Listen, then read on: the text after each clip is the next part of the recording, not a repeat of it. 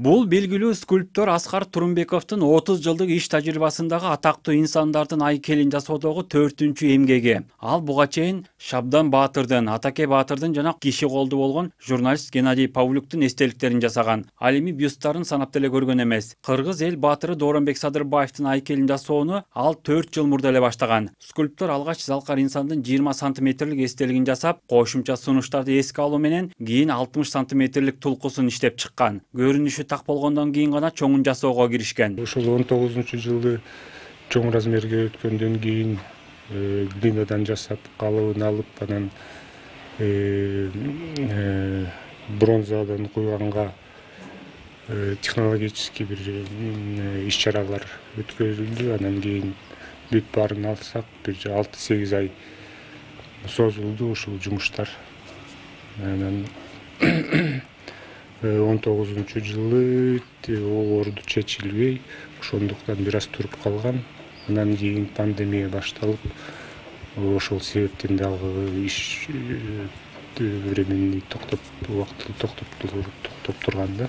Колодон жасалган эстеликтин бийиктиги 2 метр 20 сантиметрге чейин чукулдайт. Салмагы болсо болжол менен 800 килограмм. Орнотуу жумуштары башталса эле эстеликтин бетиндеги майда калдыктар кум аралашмасы менен тазаланып чыгат. Андан кийин атайын май менен майланат. Ал эстеликтин күндүн нуру менен жамгырдан сактап, өңүнүн өчүп кетүүсүн алдын алат. Бир жагынан эстелик эстетикалык көрүнүшүн жоготпойт. Скульптор айкелди Дооронбек Садырбаевди чыгармачылыкта дагы, саясатта дагы жөнөкөй адам катары образын бергенге аракет кылган.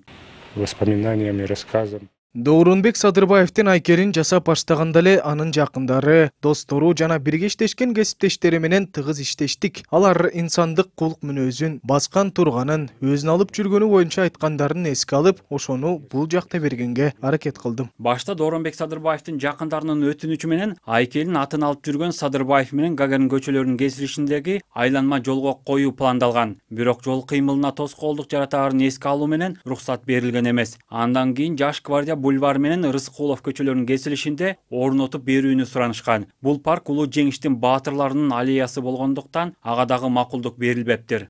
Коомдук ишмер, белгилүү кинорежиссер маркум Дооронбек Садырбаевдин эстелиги Жаш гвардия бульвары менен Чүй Киев көчөлөрүнүн ортосундагы мына ушул бош жерге орнотуу пландалууда.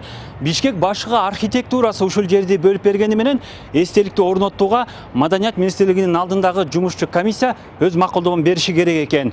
Тилекке каршы жумушчу топ бүтүм чыгарып бербегендигине байланыштуу иш кечеңдеп жатыптыр.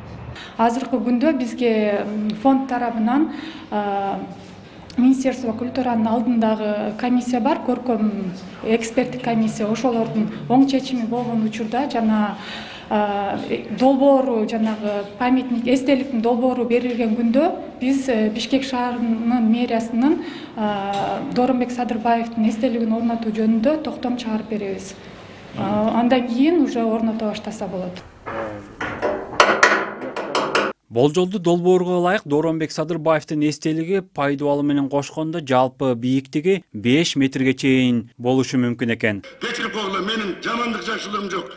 Анда мен жыйындын акырында мамлекетти башкара албай калгандыгы үчүн, граждандардын коопсуздугун камсыз кыла албагандыгы үчүн президенттин өзүнө импичмент деп чыгам мен. Азырынча кинорежиссердун жакындары анын көз өткөн күнү 28 майда эстеликти ачууну пландап жатышыптыр. Легендарлуу парламенттин депутаты Дооронбек Садырбаев көзү тирүү болгондо быйыл 82 жашка чыкмак. Ал залкар жазуучу Чыңгыз Айтматовдун чыгармаларынын негизинде тартылган фильмдерге режиссерлук кылган. 10 жылдан ашык жогорку кеңештин депутаты болгон, 2008-жылы оорудан улам көз жумган. Дүйшөн Шаршембеков, Динисламбек Бейшембаев, НТС.